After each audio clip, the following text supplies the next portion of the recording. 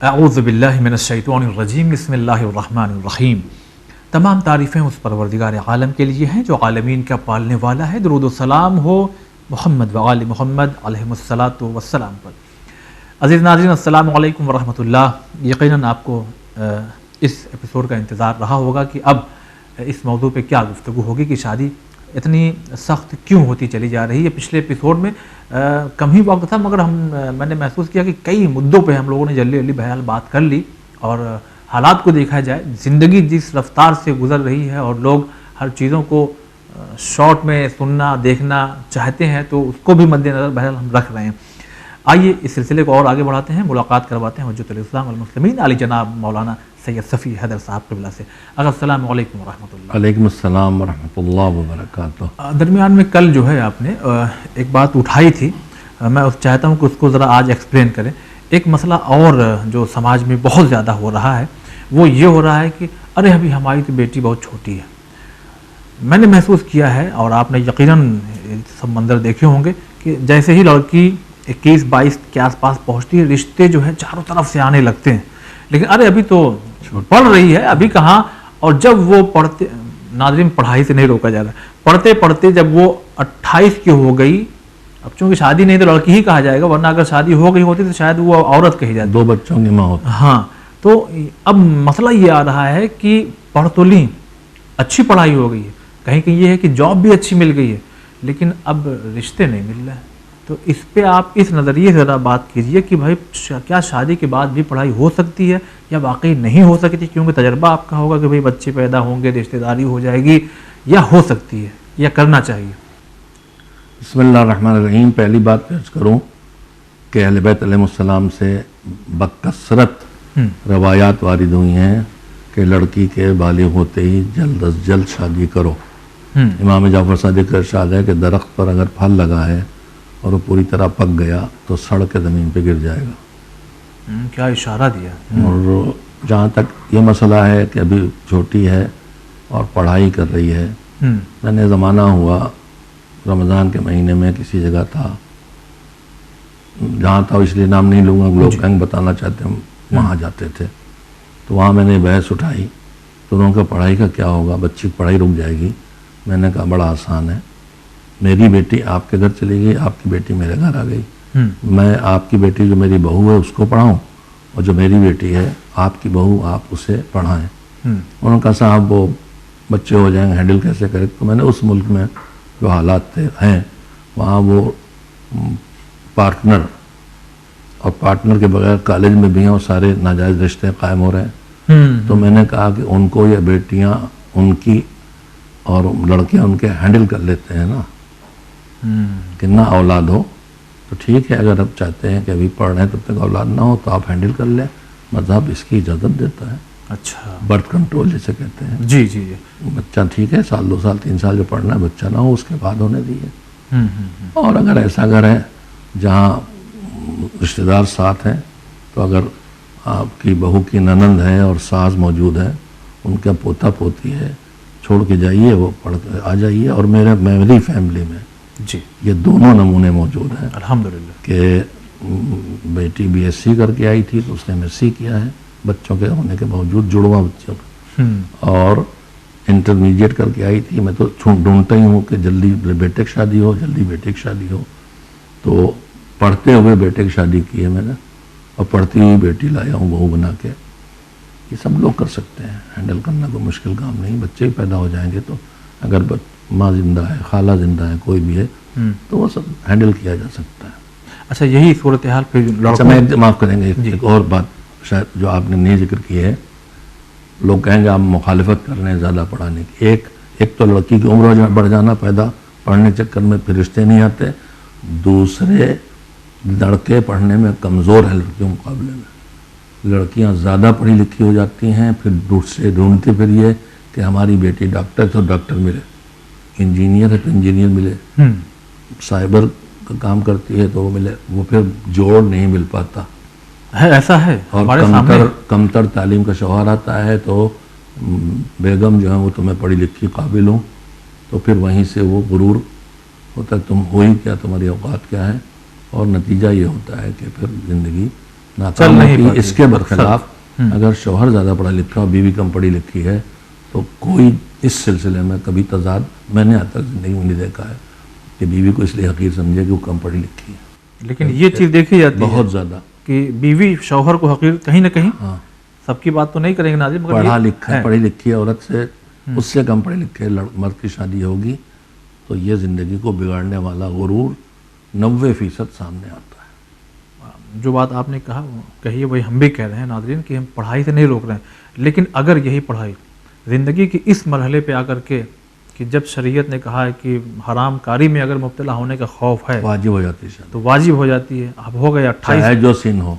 اب 28-30 کے ہو گئے، رشتہ نہیں مل اگر رہا ہم ہے۔ نے بیٹی اور بیٹوں کو بھیج دیا ہے، میں نام لے رہا ہوں بنگلور جیسی جگہوں پر، جہاں پونا بنگلور، جہاں فیشن زدہ بڑے خاندان کے ہر قوم کے لڑکے لڑکیاں بغیر سرپرستوں کے رہ رہے ہیں اور ان کے تعلقات اور رشتے ایک دوسرے سے بالکل ناجائز، کچھ کو چھوڑ کے، ہاں کچھ تو ہر جگہ ہے۔ تو اگر ہم نے اپنے بیٹے بیٹی کو وہاں بھیج دیا تو پھر ہم یہی سمجھیں کہ جو وہاں ہو رہا ہے ہمارا بیٹی اور ہماری بیٹا، ہماری بیٹی ہمارا بیٹا وہی کرے گا۔ تو یہ تو ایک الگ رخ آپ نے دیا، ہم چاہیں گے کہ اس پہ ذرا سوال اٹھائیں۔ تو کیا ایسا ہم اپنے یہاں رہ کے نہ پڑھا لیں اس کو؟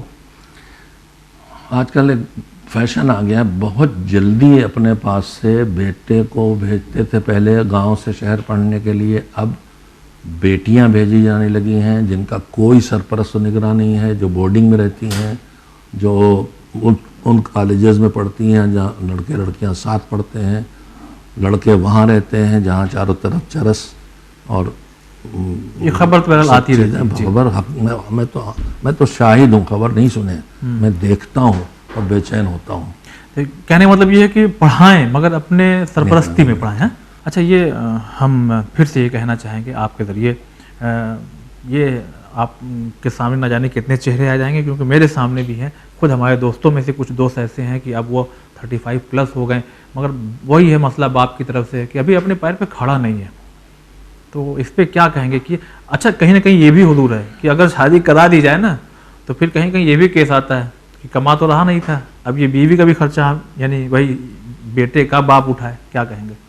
باپ جیسے ابھی تک خرچہ اٹھا رہا تھا، اگر اس کے بس میں ہے تب بھی اٹھائے، اس پہ واجب ہے۔ اگر بیٹا اپنا خرچہ نہیں چلا سکتا ہے تو بالغ ہو گیا، بڑا ہو گیا لیکن نہیں چلا سکتا ہے، باپ پر واجب ہے کہ دے۔ اور باپ کو اگر اپنے بچے سے محبت ہے تو وہ سوچے کہ یہ حرام کا شکار ہو کہ جہنمی بنے گا، مجھے اس کی شادی کر کے اس سے جہنم سے نکالنا ہے۔ ہم لوگ دیکھتے ہیں کہ اس نے ابھی روزی سے نوکری نہیں پائی، ہماری نوکری ہی دیکھی جاتی ہے، ہاں بزنس بھی نہیں دیکھا۔ ارے صاحب بزنس کر لیں، اس کا کیا بھروسہ صاحب، وہ نوکری ہے فلاں ڈپارٹمنٹ میں گورنمنٹ کے ہیں، اس لیے کہ اوپر سے جو آ رہا میز کے اس سے زیادہ میز کے نیچے سے آ رہا ہے، کہیں کہیں بہرحال کہیں نہیں ہر جگہ ہے۔ ہم تو ہر آفس میں تنظیم کی وجہ سے کوئی ڈپارٹمنٹ نہیں بچا ہوگا جہاں نہ جانا پڑا ہو، اور یہ تجربہ یو پی میں نہ ہوا ہو سکتا کسی اور اسٹیٹ۔ تو اسلام یہ کہتا ہے، قرآن مجید یہ کہتا ہے، بسم اللہ الرحمن الرحیم، انکحوا الایام منکم والصالحین من عبادکم ان یکونوا فقراء یغنہم اللہ من فضلہ، جن کی شادی نہیں ان کی شادی کرو، اور جو تمہارے غلام ہیں، اس وقت غلام ہوتے تھے اس وقت نہیں ہوتے مگر گھر میں ملازم تو ہوتے ہیں، ان کی شادی کرو اگر وہ فقیر ہوں گے، تنگ دست ہوں گے، روزی ان کی ضرورتوں کو پوری نہیں کر رہی ہوگی، یغنہم اللہ من فضلہ، تو اللہ ان کو اپنے فضل سے غنی بنا دے گا۔ تو اللہ کے وعدے پہ بھروسہ کرنا پڑے گا، اور یہ کام کر ڈھالے ہیں۔ بالکل کرنا ہے۔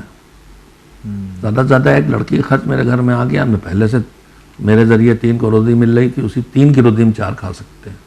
اگر 3 لوگ نے کھانا پکا ہو تو بچتا ہے ہمارے ہاں، ہاں صحیح بات۔ تو 1/4 جو آئی ہے بہو میرے گھر کی، وہ جو بچتا تھا وہ کھا لے گی، الگ سے کچھ نہیں کرنا پڑے گا۔ لیکن ایک بات ہم کہیں گے پہ، جو آئی ہے چوتھی یعنی جو بہو آئی ہے نا، وہ کہیں نہ کہیں احساس کمتری کے شکار ہو گئی کہ اس کے جو سہیلیاں تھیں، ان کے شوہر دبئی ہیں، سعودی ہیں، کوئی ادھر ڈپارٹمنٹ کوئی ادھر ڈپارٹمنٹ میں، اور یہ جو ہے ہمارے شوہر بیٹھے ہوئے ہیں۔ اگر شوہر کماتا نہیں ہے تو یہ مسئلہ کھڑا ہوتا ہے، لیکن میں اپنی بیٹیوں سے کہوں گا کہ غربت کی زندگی ہمارے سارے ائمہ نے اکثر کی تھی، اور انہوں نے کہا تو نہیں ہے کہ ہم بھی ایسے ہی گزارے ہیں، نہیں یہ نہیں کہا ہے۔ امام جعفر صادق کا دور آیا تھا پیسے کا دور تھا تو ان کو کسی صوفی صاحب نے ٹوکا بھی تھا تمہیں تیز ریشمی کپڑے پہنے ہو، تو امام نے کہا تم لوگوں کے لیے پہنے ہیں، اندر دیکھو کیا پہنے. تو بے شک اپنی حیثیت، لیکن اگر ملازم بھی ہے یا کاروبار بھی ہے تو اب تو یہ بھی دیکھ رہے ہیں کہ ہماری بیٹیاں جو بہو بن کے آتی ہیں اپنے شوہر کی حیثیت دیکھے بغیر کسی اور حیثیت والے گھرانے کی نقالی میں اپنے شوہر پہ دباؤ بناتی ہیں کہ تم کو یہ بھی مجھے لا کے دینا ہے. یہ اسلام اس کی اجازت نہیں دیتا ہے. جو اس کی حیثیت ہے اس حیثیت سے تمہیں نہ رکھے تو تم ضرور اس سے دعویٰ کرو. پھر زندگی چلانا ہے تو مل جل کے رہو، ایک دوسرے کا خیال رکھ کے جیو. مولا علی ہمیشہ حضرت زہرا کا خیال رکھتے تھے، حضرت زہرا مولا علی کا خیال رکھتی تھیں، اور دونوں نے گواہی دی، علی مولا نے گواہی دی ہے کہ میں نے کبھی کوئی ایسی بات نہیں کہی جو فاطمہ کو تکلیف ہو، اور حضرت زہرا نے کہا کہ میں نے کبھی کوئی ایسی بات نہیں کہ علی کو غصہ ہے. فرمائش تو تھی ہی نہیں ان کی زندگی میں. نہیں، یہ بات جو آپ نے کہہ رہے ہیں نا، میں چونکہ میں ناظرین پروگرام کر رہا ہوں، میں اپنے سوال کرنا اپنی ذمہ داری سمجھتا ہوں. کوئی ایسا نہیں کہ خدا نخواستہ میں مولانا صاحب کو ٹارگٹ کر رہا ہوں. ارے جب یہ بڑے بڑے لوگ شادیوں میں نہیں روک تھام کر پا رہے ہیں تو یہ ابھی نوجوان جوڑا کیا سمجھے گا ان باتوں کو؟ نہیں سمجھا شادیوں میں روک. ارے بڑے بڑے لوگ، وہی جو آپ پچھلے ایپیسوڈ میں کر رہے تھے کہ رت جگہ نہ ہو، چماون نہ ہو، فالتو خرچے نہ ہو، یہ بڑے بڑے لوگ تو وہی سب کیے جا رہے ہیں.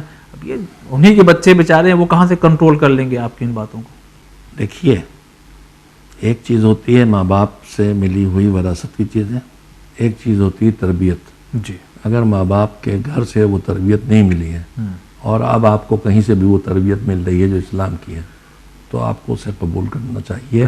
اور ماحول کا شکار آپ ہوں تو میں بانی تنظیم کا جملہ کہوں گا کہ ہمیں ماحولی دین نہیں، دینی ماحول کی ضرورت ہے. جو دینی ماحول مل جل کے بنے گا. ماحول معاشرہ ایک ایک فرد سے مل کے بنتا ہے، ماحول بھی 1 2 3 4 سے بنتا ہے. اگر آج ماحول ان چیزوں کا ہے تو اسے کوئی قطرہ پہلے بارش کا آئے گا تب بارش ہوگی. پہل تو کرے میری کوئی بیٹی، بسم اللہ تو کرے. صحیح. بہت شکریہ ادا کرتے ہیں. اب ذرا یہ اس اینگل سے ہم سوال کرنا چاہتے ہیں جو ہم بہت ضروری سمجھتے ہیں کہ ایک باپ ہے، مثال کے طور پر ایک انسان ہے جو باپ کی حیثیت سے اس وقت ہے، بہت پرہیزگار ہے، نمازی ہے، حاجی بھی ہو چکے ہیں، اور یہ چیریٹی ہے، وہ تمام چیزیں، مگر صرف اسی لیے شادی اپنے لڑکے کی نہیں کر رہا ہے کہ ابھی پیر پہ نہیں کھڑا ہے، اور کہیں نہ کہیں ان کو سگنل یہ ملنے لگا ہے کہ ابھی یہ حرام کاری میں مبتلا ہو رہا ہے. تو یہ تو رہی ان کی ایک طرف کی عبادت اور وہ رہی ایک طرف کی بدکاری. تو کیا اس کا عذاب باپ تک پہنچے گا؟ روایت میں ہے کہ جیسے لڑکا آنکھ ہوتا ہے، آنکھ ہونا یعنی کاٹ دیا جانا رشتے کا ختم، وہ اس پر ہمارے ہاں سمجھاتا تو آنکھ کر دیا. آپ کرنے کا محتاج نہیں، وہ حرکتیں کرو گے جو اپنے آپ کو اذیت پہنچائیں گی تو تم اپنے آپ آنکھ ہو گئے. اسی طرح روایت میں ہے کہ اگر باپ کی بے رخی سے وہ دین سے دور ہوا، تربیت نہیں دی، نماز نہیں سکھائی، روزہ نہیں سکھایا، یا مثلا یہی شادی دیر میں کی حرام کاری میں چلا گیا تو باپ بھی آپ ہو جاتا ہے. اس کی ڈیوٹی ہے، روزگار سے نہیں لگا، آپ تو روزگار سے لگے ہیں. کون سی قیامت آئی جا رہی ہے کہ وہ گھر میں آپ کے ایک فرد بن جائے؟ اور پھر اللہ کہہ رہا ہے روزگار سے لگ جائے گا، شادی کرو تو روزگار سے لگ جائے گا. صحیح. لوگ چاہتے ہیں کہ آج شادی ہو کل روزگار شروع ہو جائے، نہیں ہوگا لیکن ہوگا. ٹھیک، چلیے بہت شکریہ ادا کرتے ہیں. اب ذرا سا اس طرف آتے ہیں، اس اینگل کی طرف کہ شادیاں جو ہیں کبھی کبھی ایسا ناظرین آپ نے بھی محسوس کیا ہوگا، بے جوڑ شادی. اس میں کیا شریعت کیا کہتی ہے؟ پھر وہی بات، بہت زیادہ شریعت ٹھیک بتائیے آپ، مگر جو تجربات آپ کے ہیں وہ ضرور شیئر کیا کریے. دیکھیے، شریعت تو لفظ کفو استعمال کرتی ہے. کفو کا مطلب یہ ہے کہ دونوں کا اسٹینڈرڈ آف لیونگ بھی مراد نہیں ہے.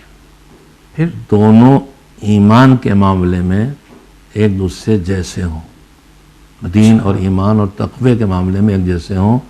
وہ سید ہے یا غیر سید ہے، یہ کفو نہیں ہے. یہ کفو کا اسٹینڈرڈ نہیں ہے کہ سید غیر سید ہے تو سید کا کفو نہیں ہے، اسٹینڈرڈ نہیں ہے. وہ غریب ہے یا امیر ہے، یہ بھی نہیں اسٹینڈرڈ نہیں. اسٹینڈرڈ ہے دین و ایمان، جو مناسب رشتہ کہ ان کے ساتھ نبھ جائے گا. اچھا، یہ مناسب رشتہ کہہ لیں ہم تو وہ کفو ہے. اب اس کے بعد اپنی طرف سے معیار بنانا، ہمارے ہاں کئی معیار بن گئے ہیں. پہلے شکل و صورت ہے، اس کے بعد اگلا قدم اٹھایا جاتا ہے کہ ایجوکیشن کتنی ہے، پھر اگلا کہ روزی کیا ہے، پھر اگلا کہ خاندان کیا ہے. یہ 4 چیزیں دیکھ لی جاتی ہے، شادی کر جاتی ہے. میں اکثر مجلسوں میں پڑھتا ہوں کہ بنی عباس کے کوئی قاضی القضات تھے، سپریم کورٹ کے جج، تو ان کو بیٹی کی شادی کرنا تھی، تو انہوں نے اپنے پڑوسی کو بلایا جو مجوسی تھا، آتش پرست، مجھے اپنی بیٹی کی شادی کرنا مشورہ چاہیے. تو اس نے کہا میں تو آپ مسلمان میں مجوسی ہوں، دوسرے آپ قاضی قضات میں ایک عام آدمی، کیا مشورہ آپ مجھے لیں؟ کہا نہیں تم اچھے پڑوسی اس لیے تم سے مشورہ مانگ رہے ہیں. اچھا. تو اس نے کہا کہ آپ کے پیغمبر جب آئے تو 3 کلچر تھے، ایک رومی، ایک ایرانی اور ایک عرب. رومی بس شکل و صورت پہ شادی کر لیتے تھے، چاہے کوئی کچھ دیکھتے ہی نہیں تھے. اچھا. ایرانی پیسہ دیکھ کے شادی کرتے تھے اور کچھ نہیں دیکھتے تھے. عرب ہڈی اور نسل اور خاندان دیکھتے تھے کہ قبیلہ ہے کہ نہیں. جب آپ کے رسول آئے تو انہوں نے ان تینوں اسٹینڈرڈز کو نہیں اپنایا. انہوں نے دیکھا کہ اس کے پاس ایمان ہے کہ نہیں، اس کے پاس دین ہے کہ نہیں، اس کے پاس تقویٰ ہے کہ نہیں. انہوں نے معیار اس کو قرار دیا. اب آپ طے کیجئے کہ آپ کس کی سیرت پہ چلیں گے، اپنے پیغمبر کی سیرت پہ یا ان لوگوں کی. اس کے بعد میں یہ گزارش کرتا ہوں، یہاں بھی کر رہا ہوں، کہ آج ہم تینوں قوموں کی تینوں کلچرز کی کے اسٹینڈرڈ کو تو لیے ہوئے ہیں. بس یہ اسلام اور نہیں، شکل بھی دیکھتے ہیں، خاندان بھی دیکھتے ہیں، اور پیسہ بھی دیکھتے ہیں. نہیں دیکھتے تو دین نہیں دیکھتے، نہیں دیکھتے ہیں تو تقویٰ نہیں دیکھتے. امام حسن نے فرمایا کہ شادی کرو تو پہلے تقویٰ اور خوف خدا اور خوف آخرت دیکھ لو لڑکے میں. اس لیے 2 صورتیں، تمہاری بیٹی اس کو پسند آئے گی اچھا ہوا، اور اگر ناپسند ہوگی تو بھی تمہاری بیٹی پر تقویٰ اور خوف خدا اور خوف آخرت کی وجہ سے ظلم نہیں کرے گا. دیکھیں اگر یہاں پہ جو ہے نا یہ بات ہم ضرور اٹھائیں گے کہ جس عمر میں، اگر صحیح عمر میں شادی ہو رہی ہے لڑکی اور لڑکے کی، تو اپنے جو ہندوستان کا کلچر ہے کچھ لوگوں کو چھوڑ کے ناظرین ہے، یہ بات تو بالکل سامنے کی ہے کہ جس عمر میں یہ ہیں جوڑے، ابھی ان کو اتنا تو میچورٹی ہے ہی نہیں. پہلی بات تو ان کو تو اتنا معلوم ہی نہیں، وہ اسی میں خوش ہیں کہ ہماری شادی ہو رہی ہے. تو کہاں سے یہ سب باتیں میچ نہیں ہو رہی ہیں. دیکھیے کم عمری کی شادی زیادہ کامیاب ہے، اس لیے کہ کم عمری کی شادی جو خود پہلے جو شادی، اب یہاں پھر بات آتی ہے کہ ارینج شادی ہو کہ دوسری شادی کیا کہتے ہیں، لو میرج خود طے کر لیتے ہیں. تو مذہب اشارہ کر رہا ہے کہ چاہے تم پسند تم کرو لیکن ارینج ہونا چاہیے، اس لیے کہ باپ کی اجازت لڑکی کی شادی میں کیوں رکھی گئی؟ اس لیے کہ کم سنی میں یہ فیصلے جو لے رہے ہیں، جو اب آج کل بہت بڑھ گیا ہے. دیکھیے آپ جہاں سے ہیں نا، سب سے زیادہ یو پی میں اکثر دیکھا گیا کہ جلوس ہو رہا ہے مردوں سے زیادہ، تو عورتیں چاروں طرف. غلط ہو رہا ہے. مولا علی نے کوفے میں غلط ہو رہا ہے، صاف کہہ رہا ہوں غلط ہو رہا ہے. مولا علی نے کوفے میں کہا تھا تم کتنے بغیرت ہو گئے ہو کہ تمہاری عورتیں بازاروں میں گھس گھس کے کندھوں کو مردوں کے ساتھ ٹہل رہی ہیں. اسلام کو مخلوط گیدرنگ کہیں گوارا نہیں، نہ بازار میں، نہ نماز میں، نہ مجلس میں، نہ جلوس میں، کہیں گوارا نہیں ہے. جب تک ان مزارات مقدسہ پر اسلامی حکومت کا اثر نہیں تھا تو وہاں مکس گیدرنگ تھی، مرد و زن مل کے زیارت کرتے تھے.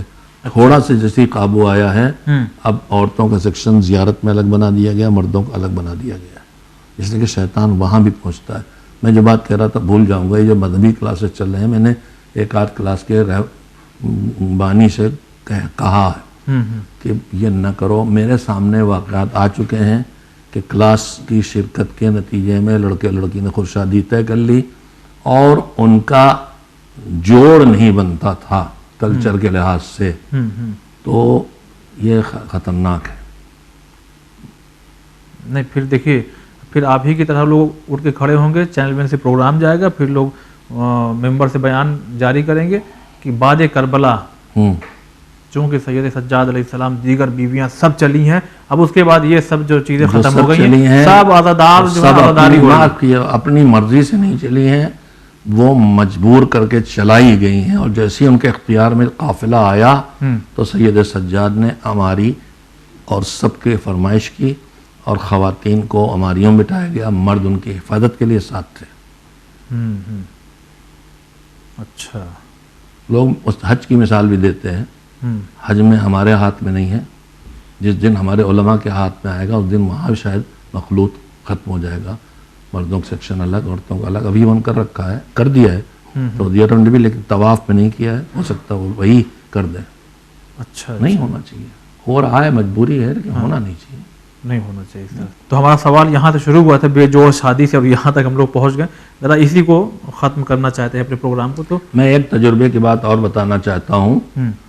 جو شادیاں الگ الگ کلچر میں ہوتی ہیں، ایک لڑکی بمبئی میں رہتی ہے اور ایک لڑکا گاؤں میں رہتا ہے، ان کے کلچر الگ ہیں، ان کا طرز حیات الگ ہے. بمبئی کی بڑی فاسٹ زندگی ہے، اور ہمارے گاؤں میں، ہمارے لکھنؤ میں، ہمارے بارہ بنکی میں اتنی فاسٹ زندگی نہیں. ہاں اتنی نہیں. یہ شادیاں بھی کبھی کبھی صرف اس وجہ سے ناکام ہوتی ہیں کہ دونوں کا مذہب ایک ہے، دونوں کی ذات ایک ہے، ایجوکیشن لیول ایک ہے، سب کچھ ٹھیک ہے، مگر کلچر الگ الگ ہے. ہو سکتا ہے خاندان بھی ایک ہو، خاندان بھی ایک، کلچر الگ ہو جاتا ہے تو وہ ناکام ہوتی ہیں. اپنے کلچر سے باہر جا کے شادی نہ کیجیے. اب افسوسناک صورتحال یہ ہے کہ کلچر چھوڑیے، اب دین سے اور مذہب سے نکل کے، ہم اثناعشری ہیں، مذہب سے نکل کے بھی شادیاں ہو رہی. وہ تو شادی ہے، لیکن اب دین سے نکل کے شادیاں ہو رہی ہیں. ہم مسلمان ہیں اور ہم اسلام سے نکل کے ہماری بیٹیاں جا رہی ہیں، اور اس کے پیچھے صرف ایک وجہ ہے، انتہائی بے دین ماں باپ کے درمیان گھر میں پیدا ہونا اور بے دین ماحول میں پلنا بڑھنا. اس لیے کہ ان کے ماں باپ ان علاقوں میں آ کے رہنا پسند نہیں کرتے جہاں ان کے خیال میں پچھڑے لوگ ہیں، مگر وہیں سے اللہ اکبر کی آواز بھی سنائی دیتی ہے، اور وہیں سے یا حسین، اور وہ وہاں ہیں جہاں یا حسین اللہ اکبر دور دور تک نہیں ہے، نہ کہیں قرآن ہے نہ کہیں. تو پھر اس کا نتیجہ یہ ہے کہ آج غیر مسلم کے پاس جا رہے ہیں اور سب شادیاں ناکام ہو رہی ہیں. بہت بہت شکریہ ادا کرتے ہیں. ناظرین، دل تو نہیں چاہتا کہ اپنے پروگرام کو ہم روکیں، مگر بہرحال وقت محدود ہوتا ہے. اب اس سلسلے کو اور آگے ہم بڑھائیں گے، اور کیوں آخر طلاق تک مسئلہ جو ہے سب کچھ ٹھیک ٹھاک رہا، اچھے رشتے ہوئے، سب کچھ معاملہ صحیح ہے، پھر بھی طلاق تک باتیں کیوں جا رہی ہیں، اور کیا وجہ ہے کہ طلاق تک باتیں پہنچتی ہیں. تو ان وجوہات کو بھی ذرا ہم لوگ جانیں اور سمجھیں گے اگلے ایپیسوڈ میں. آج کے لیے بس اتنا ہی. السلام علیکم ورحمۃ اللہ.